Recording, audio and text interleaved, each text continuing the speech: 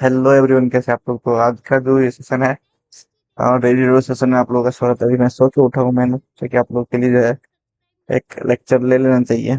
चलो स्टार्ट करते हैं अपना daily dose session.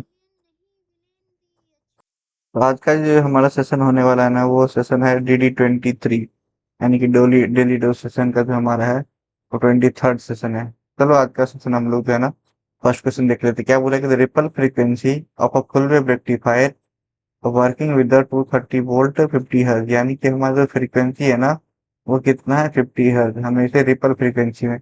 And AC main, ठीक है, AC main supply is is 100 हर्ज। तो हम लोग को दिया हुआ एक्चुअली रिपल फ्रीक्वेंसी जो है ना इस सप्लाई के लिए हमारा फुल वेव ब्रिज रेक्टिफायर का 100 है। तो हमें पता भी होता है कि हमारा रिपल फ्रीक्वेंसी होता है ना वो ट्वाइस ऑफ फ्रीक्वेंसी होता है। तो ये हमारा ट्वाइस ऑफ हमारा फ्रीक्वेंसी कितना था 50, तो ये 100 हर्ज ही होने वाला था।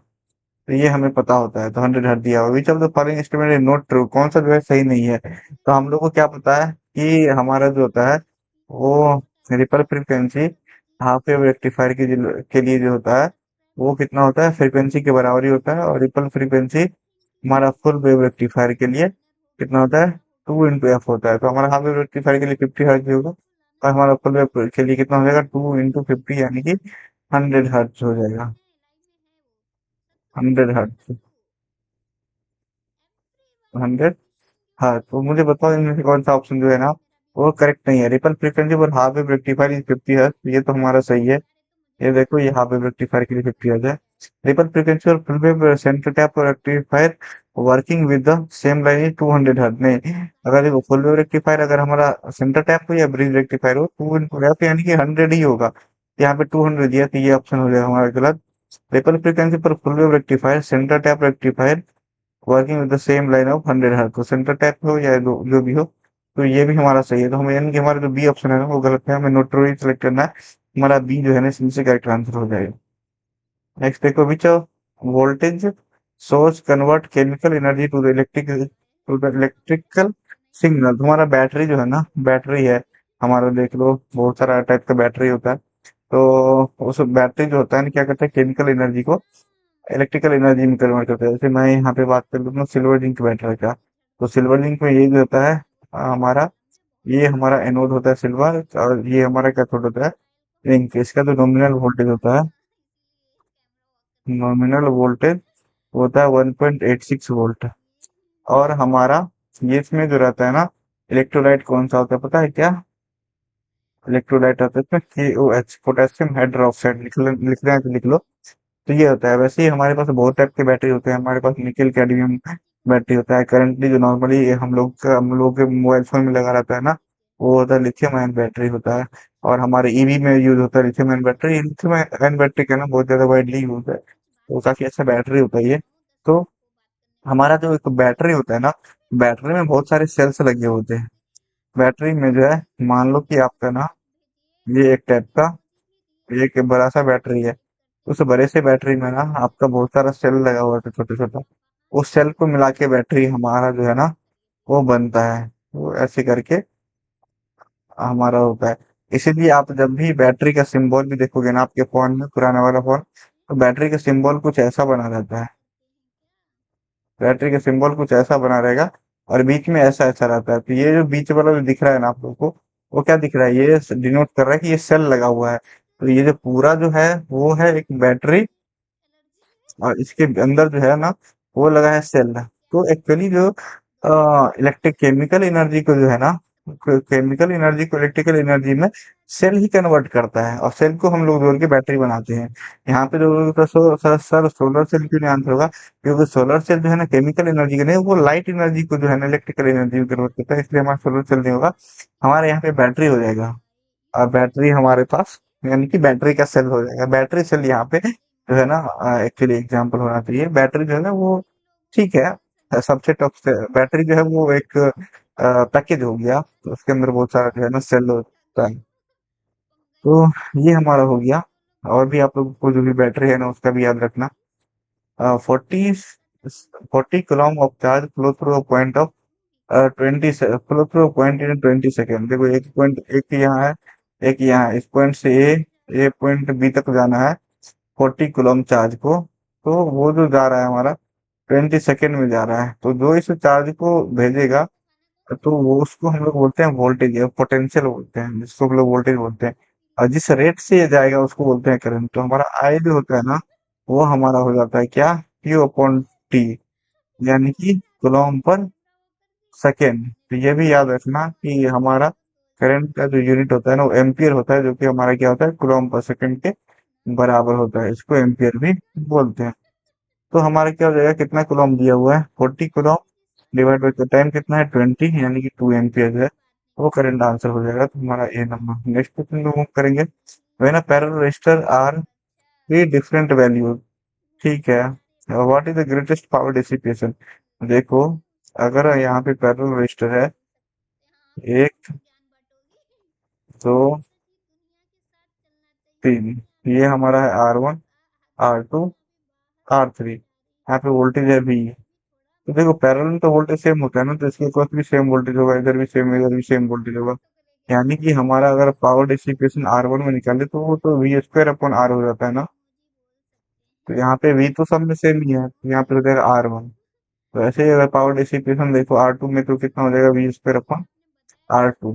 वैसे ही अगर पावर डिसिपेशन देखो और रजिस्टर 3 में, तो कितना हो जाएगा, V स्क्वायर अपॉन R3। तो यहाँ से एक चीज आपने ऑब्जर्व किया होगा कि हमारा जो पावर डिसिपेशन है ना, पावर डिसिपेशन वो क्या है, इनवर्सली प्रोपोर्शनल टू रेजिस्टेंस है। यहाँ से आप लोगों को दिख गया होगा, यानी कि जिसका रेजिस्टेंस सबसे कम होगा ना, उसमें पावर डिसिपेशन क्या होगा, सबसे ज्यादा होगा।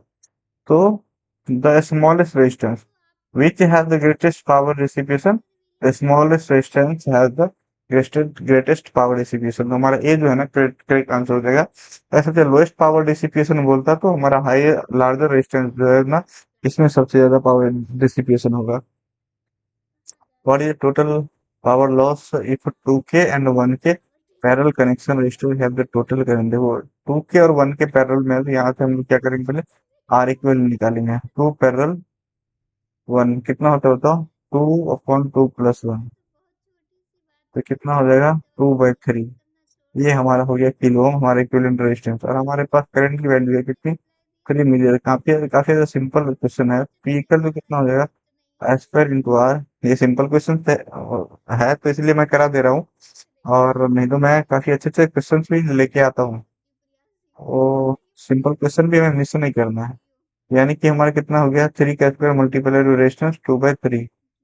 ये कितना हो गया, 9 × 2/2/3, यानी कि 6 मिली वॉट। बताओ कौन सा आंसर होगा, सी आंसर होगा। तो energy band gap of N type semiconductor donor level.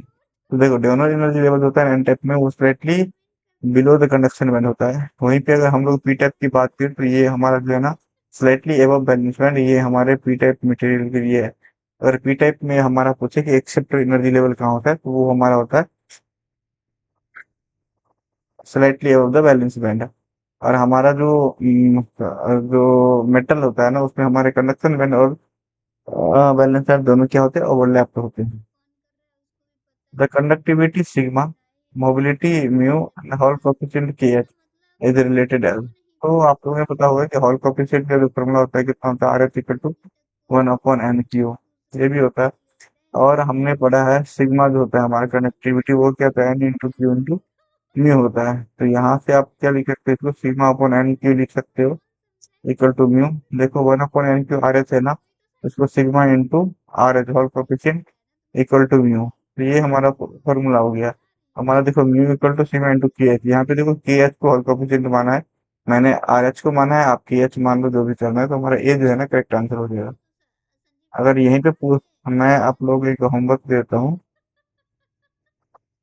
Homework है, यहीं पे आप लोगों को अगर हॉल वोल्टेज पूछ देता, hall voltage in terms of hall coefficient, ये मैंने पहले भी बता रखा है।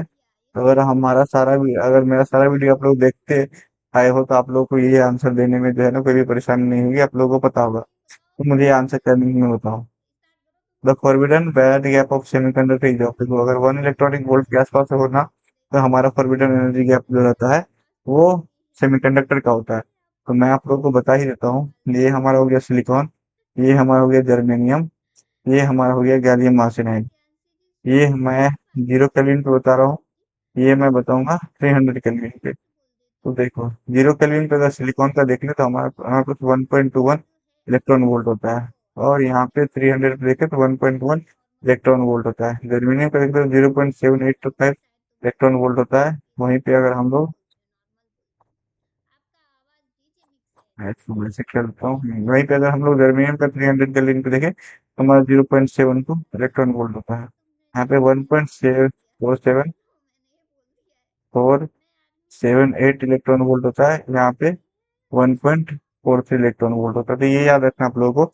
यहाँ से आप लोगों को एक चीज और देखने को मिल जाएगा कि जैसे हम लोग टेम्परेचर 0 to 300 केल्विन जा रहे हैं, तो वैसे ही देखोगे आप लोग कि हमारा जो है ना वो ये जो एनर्जी बैंड गैप है वो डिक्रीज हो रहा है। यानी जैसे हम टेम्परेचर बढ़ा रहे हैं तो हमारी कंडक्टिविटी क्या हो रही है, बढ़ रही है। कंडक्टिविटी बढ़ रही है तो हमारा क्या हो रहा है, रेजिस्टेंस डिक्रीज हो रहा है। इसलिए तो हमारे सेमीकंडक्टर नेगेटिव टेम्परेचर कोफिशिएंट होता है। यहाँ पे देख लीजिए आप लोगों को जो है ना घटते हुए दिखेगा। चलो, तो ये हमारा क्वेश्चन क्या था कि हाँ 1 इलेक्ट्रॉन वोल्ट तो हमारा सिर्फ जर्मेनियम है, सिलिकॉन है। देखो इसका जो है ना अप्रोक्स आप लोगों को 1 इलेक्ट्रॉन वोल्ट के आसपास ही दिखेगा। अगर जैसे ये 6 इलेक्ट्रॉन वोल्ट है, 10 इलेक्ट्रॉन वोल्ट है, तो ये दोनों जो है ना ये इंसुलेटर का होता है, ये इंसुलेटर का होता है। और हमारे कंडक्टर का जो होता है ना, कंडक्टर का एनर्जी बैंड गैप वो 0 इलेक्ट्रॉन वोल्ट होता है, यानी कि इसमें कोई गैप ही नहीं होता। यानी कि हमें कोई पोटेंशियल की रिक्वायरमेंट नहीं है इलेक्ट्रॉन्स को फ्री करने के लिए, क्योंकि कंडक्टर में जो है ना फ्री इलेक्ट्रॉन्स ही होते हैं। Kinetic energy of photo electronic emission in a photo sensitive surface. Photo sensitive surface का जो बताया था ना काइनेटिक एनर्जी होता है हाफ एम बी एस पर, वो इक्वल होता है किसके, एच सी अपॉन लेमडा। यहाँ से दिख रहा होगा कि ये जो हमारा काइनेटिक एनर्जी है वो इनवर्सली प्रोपोर्शनल है 1 अपॉन लेमडा के। बताओ वेवलेंथ ऑफ द इंसिडेंट हुआ, वेवलेंथ ऑफ इंसिडेंट रेडिएशन इस पे डिपेंड कर रहा है ना, प्लांक कांस्टेंट पे भी डिपेंड कर रहा है। यहाँ पे जो हमारा एच है ना वो प्लांक कांस्टेंट है। आप लोगों का ये भी होमवर्क ले लो कि प्लांक कांस्टेंट का जो होता है ना वो वैल्यू कितना होता है, बताओ। बहुत बार जो है ना एग्जाम में पूछा भी है। सी जो है हमारा क्या है, स्पीड है। किसकी स्पीड है, लाइट है, लाइट स्पीड है। तो जब हमारा लेमडा क्या हो गया, वेवलेंथ, जो कि लेमडा इक्वल टू क्या होता है, ई अपॉन एफ।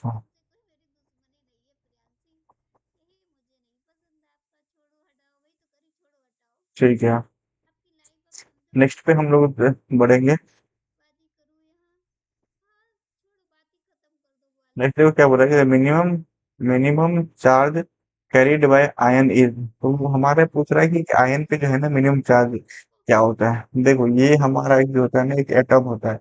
एटम के मैं तो थोड़ा, ये मान लो कि हमारा एक एटम है, एटम के बीच में क्या होता है ना हमारे पास प्रोटॉन और न्यूट्रॉन रहते हैं, और इलेक्ट्रॉन क्या करता है, ऑर्बिट में क्या करता है, चक्कर मारते रहता है, ठीक है। और इसी इलेक्ट्रॉन को अगर जो है इस एटम के कुछ मान लो 4 इलेक्ट्रॉन है, 4 इलेक्ट्रॉन्स में से एक इलेक्ट्रॉन मान लो फ्री हो गया और इसको बाहर चला गया, इसके ऑर्बिट से बाहर चला गया, तो ये हो जाता है हमारा फ्री इलेक्ट्रॉन हो गया। तो देखो तो दो टाइप के होते हैं, या तो इलेक्ट्रॉन जो है ना हमारे पास एटम में हमारे पास गेन होता है, या तो डोनेट होता है। अगर वो डोनेट हो गया तो वो हमारा हो जाता है क्या, अगर वो डोनेट कर रहा है तो मतलब वो पॉजिटिव आयन होता है, अगर वो एक्सेप्ट कर रहा है तो वो हमारा निगेटिव आयन होता है। तो यानी कि यहाँ पे बोल रहा है कि the minimum charges carry by an ion is, तो हमारा आयन कब बनता है, या तो वो डोनेट करेगा या तो एक्सेप्ट करेगा। तो जब भी डोनेट और एक्सेप्ट करेगा तो उस टाइम क्या होगा, वो हमारा जो एटम है वो क्या हो बन जाएगा, वो आयन्स बन जाएंगे। तो जब भी आयन्स बनेगा तो या तो वो एक इलेक्ट्रॉन जो है डोनेट करेगा या तो एक एक्सेप्ट करेगा। तो यानी कि हमारा दोनों केस में क्या हो रहा है, मिनिमम 1 इलेक्ट्रॉन तो हमें डोनेट और एक्सेप्ट तो करना ही पड़ेगा अगर हमें आयन बनाना है तो। मिनिमम 1 इलेक्ट्रॉन और हमारे बता दो कि एक इलेक्ट्रॉन पे हमारे पास चार्ज कितना होता है। तो हमारे पास एक इलेक्ट्रॉन पे चार्ज होता है 1.6 × 10⁻⁻⁹ तो ये किसके बराबर है बताओ, तो equal to the change of an electron. यानी कि मिनिमम 1 इलेक्ट्रॉन जो है हमें डोनेट करना पड़ेगा, एक्सेप्ट करना पड़ेगा, तभी जो है एक हमारा एटम जो है वो पॉजिटिवली चार्ज होता है या नेगेटिवली चार्ज, नेगेटिव जो नेगेटिव चार्ज नहीं बोलेंगे, तो या तो हमारा वो एटम पॉजिटिव आयन होता है या नेगेटिव आयन होता है, जब उसमें हमारे पास वो इलेक्ट्रॉन जो लूज हो रहे हैं या गेन हो रहे हैं उस पर वो डिपेंड करता है। तो वो इक्वल होता है किसके, equal to the change of an electron की चेंज जो है कितना हो रहा है। तो ये हमारा करेक्ट आंसर हो जाएगा। The base current of 10 micro ampere, यानी कि हमारे पास बेस का वैल्यू दिया हुआ है बेस करंट का, वो हमारे पास है 10 micro ampere. The value of collector current in A common ammeter, तो हमारे पास आईसी निकालना है हम लोग को। हमारे पास बीटा जो दिया हुआ है वो दिया हुआ है 100 है। तो हमारे पास आईसी इक्वल टू सिंपल का फॉर्मूला है बीटा इंटू आई बी। लगाओ फॉर्मूला, बीटा कितना है 100, आई बी कितना है 10 माइक्रो एम्पियर, यानी कि ये हो गया कितना 1000 माइक्रो एम्पियर, या इसको हम लोग बोल सकते हैं 1 मिली एम्पियर। देखो कौन सा आंसर है, C number. Next question, which statement is correct. BJT and MOSFET are current control device, गलत बात है। देखो ये हमारा जो है ना वो एक बीजेटी होता है। बीजेटी में हम लोग हमेशा आउटपुट क्या देखते हैं, हम हमेशा करेक्टर करंट पे देखते रहते हैं, यानी कि हमारा आउटपुट जो है ना, यहाँ से हम लोग आउटपुट है तो आउटपुट हमारा क्या है, करंट है। हमारा इनपुट जो होता है ना हमेशा बेस होता है, तो बेस पे क्या रहता है, वो भी हमारा करंट है। और हमारा आउटपुट देखिए आईसी इक्वल टू क्या होता है, बीटा आई बी। तो यहाँ से दिख रहा है कि हमारा आई बी जो है वो कंट्रोल कर रहा है किसको, आईसी। यानी कि हमारा इनपुट जो आई बी है वो आउटपुट को कंट्रोल कर रहा है। इनपुट क्या है, करंट है, आउटपुट क्या है, करंट। तो हमारा ये जो होता है करंट कंट्रोल करंट सोर्स। तो हमारा बीजेटी जो है सीसीसीएस डिवाइस है, यानी कि करंट कंट्रोल करंट सोर्स है। वहीं पे अभी मैं बात करूंगा मॉसफेट में। मॉसफेट में हम लोग क्या होता है कि हमेशा इनपुट जो है यहाँ पे करंट में डाल के वोल्टेज डालते हैं, यहाँ पे वोल्टेज डाल दिया और हमेशा यहाँ पे देखते हैं कि ड्रेन करंट में क्या इफेक्ट पड़ रहा है। तो हमारा आउटपुट क्या है, यहाँ पे करंट है, करंट है। और हमारा इनपुट क्या है, इनपुट है हमारा वोल्टेज। यानी कि अगर आप लोग फॉर्मूला से भी देखो तो हमारे पास ड्रेन करंट का फॉर्मूला होता है क्या, I D S S into 1 - we G S upon V P का होल स्क्वायर। यहाँ पे वीजीसी क्या है, हमारा इनपुट है जो कि हमारे आउटपुट को कंट्रोल कर रहा है। यानी कि इनपुट में हमारा क्या है, वोल्टेज कंट्रोल किसको करें, किसको कर रहा है, आईडी को कर रहा है, यानी कि करंट सोर्स। तो हमारा जो है बीजेटी, सॉरी ये मॉसफेट जो है ये हमारा हो गया बीजेटी। लिख देता हूँ मैं, कंफ्यूजन की कोई गुंजाइश नहीं। ये हमारा क्या, मॉसफेट। तो हमारा बीजेटी जो है वो करंट कंट्रोल करंट सोर्स है और हमारा मॉसफेट जो है वोल्टेज कंट्रोल करंट सोर्स है। तो बताओ कौन सा आंसर सही होगा। बीजेटी जो वोल्टेज कंट्रोल एंड मॉसफेट, ये तो उल्टा लिख दिया है। बीजेटी एंड मॉसफेट दोनों वोल्टेज कंट्रोल नहीं है। बीजेटी करंट कंट्रोल डिवाइस, या तो कौन सा करंट कंट्रोल करता है, बेस करंट करता है। And MOSFET is voltage control device, correct है। तो कौन सा वोल्टेज कंट्रोल करते हैं, यहाँ पे मॉसफेट में वीजीएस कंट्रोल करता है। तो हमारा डी जो है ना वो करेक्ट आंसर हो जाएगा। तो आप लोगों के लिए एक होमवर्क मैं दे ही देता हूँ इसमें भी। होमवर्क ये है कि आप मुझे ये बताओ कि ऑप एम्प कौन सा कंट्रोल करंट डिवाइस है, करंट डिवाइस है, वोल्टेज डिवाइस है, और कौन सा कंट्रोल मतलब कौन सा पैरामीटर किसको कंट्रोल करता है वो आप लोगों को बताओ। तो junction transistor recombination of the electron and hole reactor in. तो देखो रिकॉम्बिनेशन हमारा, मैं यहाँ पे बता देता हूँ, जंक्शन ट्रांजिस्टर है ना, तो यहाँ पे मैं एक सिंपल सा ले लेता हूँ, एन पी एन। देखो एन में हमारे हमारे पास मेजोरिटी में क्या है, बोलो सर मेजोरिटी में हमारे पास इलेक्ट्रॉन है, इन माइनॉरिटी में होल्स भी तो होंगे एक दो। यहाँ पे भी एन में देखो क्या मेजोरिटी में इलेक्ट्रॉन होंगे, और हमारे पास माइनॉरिटी में क्या होगा, माइनॉरिटी में होल्स भी होगा। पी टाइप में भी ऐसा ही। तो हमारा देखो रिकॉम्बिनेशन क्या है कि इलेक्ट्रॉन और होल जो है ना एक दूसरे के साथ डिफ्यूज होते हैं, उसी को रिकॉम्बिनेशन बोलते हैं। यानी कि ये हमारे पास ये जो ये इमिटर है, ये बेस है, ये हमारे पास कलेक्टर है। तो हमारे पास इमिटर में भी क्या है, इलेक्ट्रॉन और होल है, तो यहाँ पे रिकॉम्बिनेशन जो है ना वो होगा। हमारे पास कलेक्टर में देखो यहाँ भी इलेक्ट्रॉन और होल है, यहाँ भी रिकॉम्बिनेशन होगा। हमारे पास ये क्या है, बेस है, बेस में क्या होता है, मेजोरिटी होल होता है। यहाँ पे नहीं, बेस में नहीं, यहाँ पे पी टाइप है ना, तो यहाँ पे मेजोरिटी होल होगा। लेकिन कुछ इलेक्ट्रॉन भी होंगे माइनॉरिटी में, यहाँ इसके भी इलेक्ट्रॉन होल्ड जो है ना एक दूसरे के साथ डिफ्यूज होंगे, यानी कि यहाँ पे रिकम्बिनेशन होगा। तो रिकम्बिनेशन जो हमारा है ना वो हमारा बेस में भी होगा, इंटर में भी होगा और कलेक्टर में होगा, यानी कि ऑल ऑफ दिस थ्री हो जाएगा। लेकिन अगर यहीं पे क्वेश्चन में थोड़ा सा चेंज करके मैक्सिमम, यहाँ पे maximum recombination of the electron and hole occurring होता, तब हमारा क्या हो जाता, मैक्सिमम रिकॉम्बिनेशन। मैक्सिमम रिकॉम्बिनेशन जो होता है वो होता है हमारा बेस रीजन में।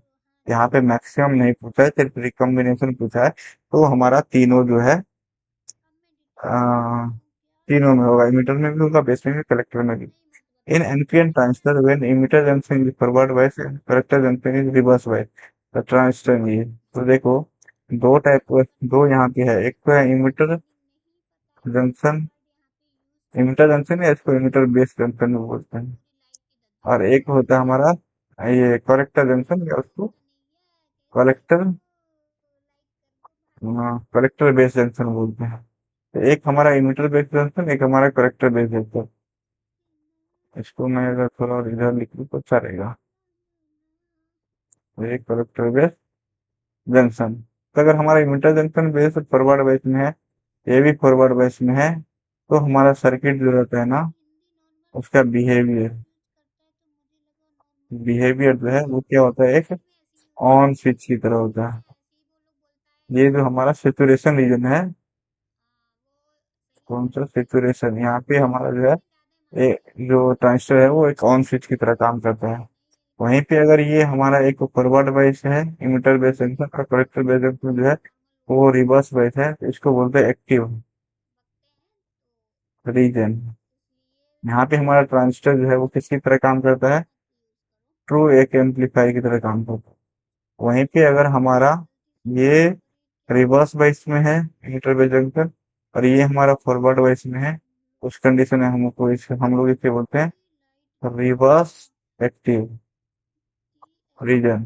यहाँ पे एम्पलीफायर की तरह में अटेन्यूएटर की तरह काम करता है, अटेन्यूएटर की तरह। और वहीं पे हमारा अगर दोनों हमारा क्या होगा, रिवर्स बेस होगा, तो वो क्या होता है हमारा कट ऑफ में चला आता है ट्रांजिस्टर, वो एक ऑफ स्विच की तरह जो है वो बिहेव करता है। तो हमारा बोलो इसमें कौन सा है, तो इसमें हमारा एक्टिव रीजन हो जाएगा, क्योंकि हमारा इमिटर बेस जंक्शन जो है वो फॉरवर्ड बेस में है, कलेक्टर बेस जंक्शन जो है वो रिवर्स बेस में, तो एक्टिव रीजन हो जाएगा। ट्राई की तो सेमीकंडक्टर डिवाइस विच एक्ट है, तो देखो सिंपल सी बात है, तुम ट्राई का दोस्त, तुम्हें सिंपल पता होना चाहिए, तुम इसका आंसर ना कर ले जाओगे। ट्राई का सिंबल क्या होता है बताओ मुझे। कुछ ऐसा होता है ना, यहाँ पे गेट होता है, यहाँ पे एनोड होता है, यहाँ पे कैथोड होता है। यहाँ पे देखने को से आप लोगों को पता चल जाएगा कि ये जो है ना इस डायरेक्शन में भी कंडक्ट कर सकता है, ये इस डायरेक्शन में भी कंडक्ट कर सकता है, यानी कि ये जो है ना हमारा बाई डायरेक्शनल स्विच है। और इसमें टर्मिनल कितने हैं, एनोड है, कैथोड है, हमारा गेट है, तो यानी कि three terminal bidirectional switch जो है हमारा सी नंबर का आंसर हो जाएगा। In a bistable multivibrator the circuit commutating capacitor is use. पहले कम्यूटेटिंग कैपेसिटर के बारे में जानो, तब ये पता चलेगा। तो यहाँ पे देखो, मैं यहाँ पे क्लिक करता हूँ, ये एक जादू हो जाएगा।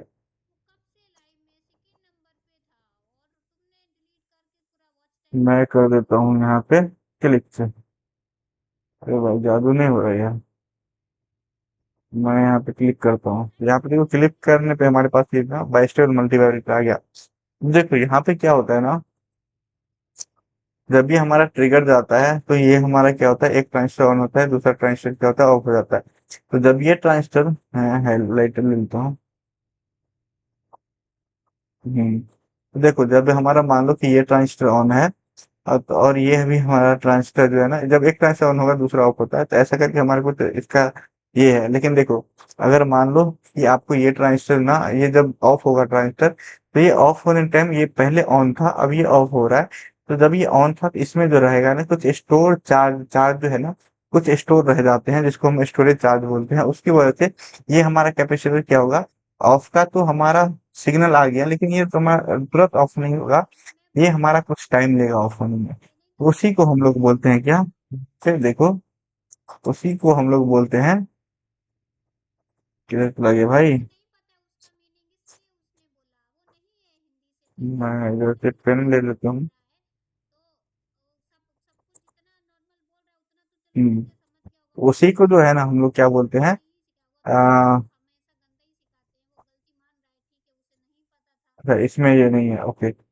तो हाँ मैं बता रहा था कि जैसे ये हमारा एक कैप, ये एक ट्रांजिस्टर ये है, तो ये ट्रांजिस्टर अगर हमारा ऑन था पहले से और ये हमारा ऑफ हो रहा है, आप ये ट्रांजिस्टर का बात कर लो या किसी भी ट्रांजिस्टर का बात कर लो, इसका बात कर लो इसका बात कर लो, तो जब ये ऑन रहता है उसके बाद इसको ऑफ करेंगे तो यहाँ पे जो कुछ स्टोरेज चार्ज होता है, तो स्टोरेज चार्ज को क्या होता है, तो वो अगर हमारा ऑफ होना है, लेकिन वो तुरंत ऑफ नहीं होगा, थोड़े टाइम बाद ऑफ होगा। तो उसी स्टोरेज चार्ज को जो है ना डिस्चार्ज करने के लिए ये कैपेसिटर लगाया जाता है, तो जिसको हम लोग बोलते हैं ये। भाई ये क्या हो रहा है? हम्म। तो हमारा बाइस्टेबल मल्टीप्लेक्सर में कम्यूटेटिंग कैपेसिटर जो है वो यूज किया जाता है स्टोरेज चार्ज को खत्म करने के लिए, to increase the base storage charge ने इंक्रीज नहीं करने के लिए, उसको कम करने के लिए किया जाता है, to increase the speed speed of response. तो देखो उसकी वजह से जो होता है ना हमारा चार्ज की वजह से, वो हमारा स्पीड रिस्पॉन्स का जो स्पीड है ना वो क्या होता है, डिक्रीज होता है, तो उसी को बढ़ाने के लिए हमारे पास क्या होता है, वो कैपेसिटर्स लगे होते हैं। तो हमारे पास कम्यूटेटिंग कैपेसिटर कौन सा हो गया, ये जो आपने अभी देखा था फिगर में, ये जो आपने अभी देखा था C1 और यहाँ पे C2, ये हमारा कम्यूटेटिंग कैपेसिटर है। ये क्या करता है, स्टोरेज चार्ज को जल्दी से डिस्चार्ज करता है, ताकि हमारा जो ये ट्रांजिस्टर है वो क्या है उसके ऑफ हो सके काफी इंस्टेंट टाइम में। जब भी वो काफी इंस्टेंट टाइम में हमारे पास ऑफ से ऑफ से सॉरी ऑन से ऑफ होगा, तो क्या हो जाएगा, हमारा स्पीड जो है रिस्पॉन्स का वो बढ़ जाएगा। तो इसलिए हमारा इसका आंसर जो है वो सी होगा। तो आप लोग मुझे ये बताओ कि बाइस्टेबल, अनस्टेबल और नॉन स्टेबल में कितने स्टेबल होते हैं, स्टेबल स्टेट होते हैं, कितने नॉन स्टेबल स्टेट होते हैं, यानी कि अस्टेबल स्टेट होते हैं, जो आप लोग कमेंट में बताना। You have a light dimmer. देखो हमारे पास एक लाइट डिमर है using an S C R से in a testing circuit. In testing circuit you find that IG equal to 0 milliampere, यानी कि गेट करंट जो है वो क्या है, 0 मिली एम्पियर है, and the light is still on, भाई 0 मिली एम्पियर है गेट, लाइट फिर भी ऑन है। You conclude that the trouble might be one of the following, मतलब आपको लगता है कि इसमें से कौन सा प्रॉब्लम हो सकता है, तो वो हमें आइडेंटिफाई करना है। तो जब ये SCR बेस्ड है ना, तो यहाँ पे क्या हो जाएगा, SCR को हमें सिर्फ ऑन करने के लिए गेट पे पल्स देना पड़ता है। एक बार हमने SCR को ऑन कर दिया, तो उसके बाद ये जो हमारा गेट है ना उसको कंट्रोल खो देता है, यानी कि एक बार ऑन कर दिया तो उसको ऑफ करने के लिए आपको गेट की जरूरत नहीं है। तो हम लोग क्या करते हैं इसमें, तो एक बार ऑन कर दिया तो ऑफ करने के लिए गेट की जरूरत नहीं है, यानी कि हमारा जो है गेट पूरा कंट्रोल खो देता है ऑन करने के बाद, यानी कि गेट से ऑफ ऑफ जो है एक SCR को नहीं कर सकते हैं। इसलिए हमारा जो SCR है वो सेमी कंट्रोल स्विच कहलाता है, वो फुल्ली कंट्रोल नहीं करता है, वो सेमी कंट्रोल स्विच कहलाता है। तो हमारा अगर IG में 0 मिली एम्पियर करंट दिखा, तो उसका क्या मतलब है भाई, वो गेट का जो अपना है वो कंट्रोल ही खो दे रहा है, तो वहां पे करंट 0 मिली एम्पियर है, तो इसका मतलब this is normal, nothing is wrong, कुछ गलत नहीं है, ये एक नॉर्मल कंडीशन है। क्योंकि जैसे ही अगर मान लीजिए हमारा गेट में एक बार ऑन हो गया, हम गेट का पावर सप्लाई जो है ना वो हटा देते हैं, वहां से वोल्टेज हटा देते हैं, क्योंकि वो नेसेसरी लगाने की जरूरत नहीं है, क्योंकि हमें कंटिन्यूस सिग्नल की जरूरत भी नहीं है, और हम उसको उस सिग्नल के थ्रू ऑफ भी नहीं कर सकते हैं, तो उसकी जरूरत ही नहीं है, तो अननेसेसरी पावर डिसिपेशन बढ़ाने का कोई फायदा नहीं। यानी कि उस कंडीशन हम लोग जो उसका पावर सप्लाई है उसको हटा देते हैं, तो जब भी पावर सप्लाई हटाएंगे तो हमारा करंट जो है ना वो आएगी, वो जीरो ही दिखेगा, और जो जीरो दिखेगा वो क्या है, एक नॉर्मल कंडीशन है, उसमें कोई भी दिक्कत वाली बात नहीं है। The output stage and op-amp is usually, तो हमारे पास जो आउटपुट स्टेज है ना ओपैम्प का, वो हमारे पास क्या हो जाएगा, कम्प्लीमेंट्री इमिटर फॉलोवर। ये क्या होता है, ये एक पुशपुल एम्पलीफायर समझ लो आप लोग एक तरफ से। तो ये हमारा जो होता है इस कम्प्लीमेंट्री इमिटर फॉलो होता है। क्यों, क्योंकि इसका जो गेन होता है ना वो हाई गेन होता है, इसका जो गेन होता है वो हाई होता है, और इसमें हमारा आउटपुट इम्पीडेंस जो होता है ना वो काफी ज्यादा लो होता है। तो इसकी वजह से हम लोग जो आउटपुट स्टेज पे है ना, वो एक कम्प्लीमेंट्री इमिटर फॉलोवर या class B push pull amplifier बोलो, क्योंकि इसका जो एफिशिएंसी भी है ना वो काफी अच्छा होता है। देखो क्लास ए एम्पलीफायर जो है, इसका जो एफिशिएंसी, क्लास ए एम्पलीफायर हम लोग यूज नहीं करते हैं क्योंकि इसका एफिशिएंसी जो है ना बहुत कम, अराउंड 50% के आसपास ही रहता है। क्लास बी एम्पलीफायर भी हम लोग यूज नहीं करते हैं यहाँ पे। हम यूज करते हैं कॉम्प्लीमेंट्री इमिटर फॉलोअर। तो वो भी एक like push pull class B amplifier के जैसे ही है, लेकिन उसमें कुछ और भी एडवांटेज है क्लास बी के मुकाबले। तो हमारा जो यहाँ पे हो जाएगा कॉम्प्लीमेंट्री मीटर फॉलो हो जाएगा। अगर क्लास सी होता तो क्या ऑप्शन होता है ये बताओ। आप लोग ये बताओ कि इसी ऑप्शन में अगर मैं, चलो मैं इसका ऑप्शन नंबर ई जो है ना उसको जो तो यहाँ पे क्लास सी एम्पलीफायर। अब बताओ कि यहाँ पे जो है ना आंसर क्या होगा। अगर किसी का आंसर सही होगा तो उसके कमेंट को जो है ना मैं क्या कर दूंगा, पिन कर दूंगा, कमेंट को पिन कर दूंगा। तो आप लोग कमेंट करो। ये देखो क्या बोल रहा है कि just a voltage amplifier amplify signal voltage. बोलता है कि एक वोल्टेज एम्पलीफायर है जो सिग्नल के वोल्टेज को एम्पलीफाई करता है। तो एक पावर एम्पलीफायर जो है किसके एम्पलीफाई करेगा, एम्पलीफाई पावर। सिंपल सा क्वेश्चन है। वोल्टेज एम्पलीफायर वोल्टेज को एम्पलीफाई करता है तो पावर एम्पलीफायर पावर को एम्पलीफाई करेगा, यानी कि वोल्टेज और करंट दोनों को एम्पलीफाई करेगा। नेक्स्ट क्वेश्चन देखो, when sinusoidal voltage wave is fed to a symmetric trigger the output will be. एक साइनसोडियल वेव है हमारे पास, ऐसा करके ये हमारा जो है ना क्या बोल रहा है कि सिमिट्रिक ट्रिगर में जा रहा है। तो ये जो है हमारा आउटपुट क्या होगा, तो सिमिट्रिक ट्रिगर में पता ही है, प्लस से रीसेट से माइनस रीसेट चला जाता है। और वहां पे हमारा जो है ना वो तुरंत सेचुरेट हो जाता है हमारा वोल्टेज। तो वो तो या तो इधर जाएगा और इधर जाएगा। ये ऊपर यहाँ तक कितना जाएगा, वो अपर थ्रेशोल्ड वोल्टेज रहेगा वहां तक जाएगा। और नीचे कहाँ तक जाएगा, वो लोअर थ्रेशोल्ड वोल्टेज तक जाएगा। तो जरूरी नहीं है कि अपर थ्रेशोल्ड और लोअर थ्रेशोल्ड जो है ना दोनों सेम ही हो, दोनों अलग अलग भी हो सकते हैं। इसलिए हमारा जो है ना यहाँ पे असिमेट्रिकल स्क्वायर वेव हो जाएगा, आउटपुट जो रहेगा वो असिमेट्रिकल स्क्वायर वेव आएगा। The basic sequential logic build block in which output follow the input data. तो आप लोग डी फ्लिप फ्लॉप को क्या बोलते हैं, डी फ्लिप फ्लॉप को ही डेटा फ्लिप फ्लॉप बोलते हो ना, यानी कि डी की वैल्यू जब जीरो है तो हमारा क्यू एन जीरो होता है। जब डी की वैल्यू वन है तो हमारा क्यू एन कितना होता है, वन होता है। यानी कि हमारा जो आउटपुट है वो इनपुट को फॉलो कर रहा है। तो ये हमारा हो जाएगा D flip flop answer. Binary number 10 1101 binary, इसको ऐड करना है किससे, 101 बाइनरी से। तो या तो आप लोग बाइनरी का एडिशन आता है तो बाइनरी का एडिशन करो, बाइनरी का एडिशन नहीं आता है तो आप लोग ऐसे कर लो। 1011 जो है ना वो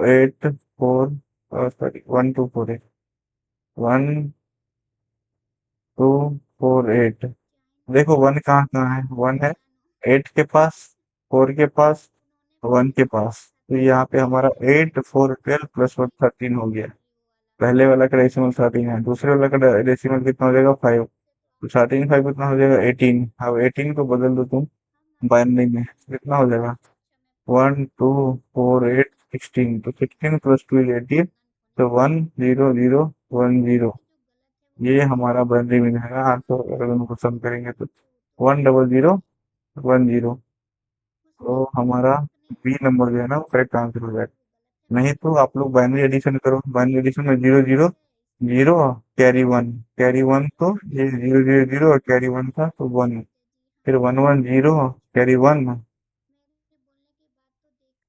फिर 1 1 0 कैरी वन। देखो सेम चीज आया कि नहीं। या तो बाइनरी एडिशन कर लो या तो उसको डेसिमल कैसे भी आप लोग कर सकते हो। देखो क्या बोल रहा है कि shift left instruction cause all bit shifted one position to the left. देखो हमारे पास शिफ्ट लेफ्ट इंस्ट्रक्शन है, उससे हमारा क्या हो रहा है, एक बिट लेफ्ट शिफ्ट हो जा रहा है, right most bit set to zero. The effect is तो देखो मैं यहाँ पे लिखता हूँ 2 4 6 8। दो का क्या होता है 0 0 1 0। चार का क्या होता है मुझे बता दो, 0 1 0 0। और छह का क्या होता है, यानी तो 8 का लिख देता हूँ मैं, 8 16।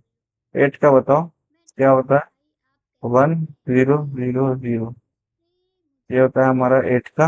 और अगर 16 की बात कर ले तो कितना होता होता, ये होता है हमारा, ये होता है 1000, 0, 1 2 4 8 ऐसे होता है। देखो ये वन जो था ना पहले, अब क्या हो गया, इधर शिफ्ट हो गया, ये वन इधर आ गया और ये वन इधर आ गया, यानी कि ये हमारा किधर शिफ्ट हो रहा है, इस साइड शिफ्ट हो रहा है। ये कौन सा साइड है, ये हमारा लेफ्ट साइड है, यानी कि हमारा वन विथ लेफ्ट साइड हो रहा है, दो से मल्टीप्लाई हो रहा है तो, यानी कि वन विथ लेफ्ट साइड हो रहा है तो हमारा क्या हो जा रहा है, दो से मल्टीप्लाई हो जा रहा है, तो यानी कि ये मल्टीप्लाइड बाय टू हो गया। यहीं पे अगर राइट शिफ्ट होता तो हमारे पास क्या होता, डिवाइड बाय टू हो जाता। तो यहाँ से आप लोग जो है ना सीख सकते हैं। The output of the logic get in figure. देखो ये ए है, ये हमारा ग्राउंड है, यानी कि ये हमारा जीरो है। तो हमारा जो एक ये सिंपली कौन सा गेट दिया हुआ है, मुझे बताओ। ये हमारा दिया है एक्सनॉर गेट। एक्सनॉर क्या होता है कि A complement B complement plus A B, यही होता है आउटपुट। तो ए कॉम्प्लीमेंट तो चलो हम लोग इसको मान लेते हैं ए, इसको मान लेते हैं ए, इसको मान लेते हैं बी, तो बी तो हमारा जीरो है, तो हमारा ए कॉम्प्लीमेंट यानी कि ए का कॉम्प्लीमेंट बी जो है वो जीरो है, जीरो का कॉम्प्लीमेंट हो जाएगा वन प्लस ए, और बी क्या है अपना है हमारा जीरो। ये तो पूरा हो गया जीरो, हमारा बच गया क्या आउटपुट में, ए कॉम्प्लीमेंट। तो हमारा जो आंसर है वो सी हो जाएगा, ए कॉम्प्लीमेंट। अब आप लोगों का होमवर्क जो है ना मैं ये दूंगा, आप लोगों को ये बताना है। अब की बार ये एग्जॉर गेट हो गया। एग्जॉर गेट में ये जो है ना ए है, और ये जो है वो कनेक्ट है प्लस वीसी से, वीसीसी से। तो हमारा आउटपुट जो है ना आप लोगों को बता के लाना है क्या है। Number of 4x1 mux multiplexer required to design 61x1 multiplexer. देखो आप लोगों को जो है ना एक चीज करना है, आप लोगों को डिजाइन क्या करना है, आप लोगों के पास है क्या, यानी कि अवेलेबल क्या है। तो आप लोगों को सिंपल जो है ना नंबर ऑफ मार्क्स से निकालने के लिए आप लोग सिंपल क्या करेंगे कि आपके पास को डिजाइन जो करना है उसमें से एक घटा देंगे, और आप लोगों को अवेलेबल में से एक घटा देंगे, दोनों को डिवाइड कर देंगे। डिजाइन कितना करना है आपको, 16x1, तो 16 - 1 हो गया, डिवाइडेड बाय अवेलेबल आपके पास कितना है, तो 4 - 1 हो गया, यानी कि टोटल हो गया ऊपर में 15 डिवाइडेड बाय नीचे 3, यानी कि ये हो गया हमारे पास 5। तो हमारे जो है टोटल 5 की जरूरत पड़ेगी। तो ऐसे करके ना आप लोग बना सकते हो, बहुत ज्यादा सिंपल क्वेश्चन आते हैं। तो मैं इसी से आप लोगों को होमवर्क दे रहा हूँ एक, कि आप लोगों को 4+1 मार्क्स कितने यूज होंगे, आप लोगों को 6256+1 मार्क्स बनाने में, ये आप लोग ना आंसर करके बताओगे कि कितने यूज होंगे। तो ये तो हमारा मैंने डिस्कस कर दिया था। तो आज का जो है हमारा 25 नंबर सब क्वेश्चन वो कंप्लीट होता है। अगर आपको इसका पीडीएफ चाहिए तो हमारा टेलीग्राम ग्रुप ज्वाइन कर लो। अगर आप सबको मेरे से कोई क्वेश्चन पूछना है तो आप लोग यहाँ पे मेरे से इंस्टा पे कोई क्वेश्चन पूछ सकते हो, मैं हर एक डीएम का रिप्लाई देता हूँ। और ये जो है ना हमारा पुराना चैनल है, जहाँ भी आप लोगों को काफी अच्छे अच्छे नए नए स्किल टेस्ट की वीडियोस, बहुत सारे इंटरव्यू प्रिपरेशन गाइड, बहुत चीज आप लोगों को मिल जाएगी यहाँ पे। तो आप लोग ये भी चैनल हमारा visit कर सकते हैं। तो ऐसे ही हम लोग मिलते रहेंगे काफी ज्यादा इंफॉर्मेटिव और क्वेश्चन प्रैक्टिस की वीडियोस में। तब तक के लिए बाय बाय।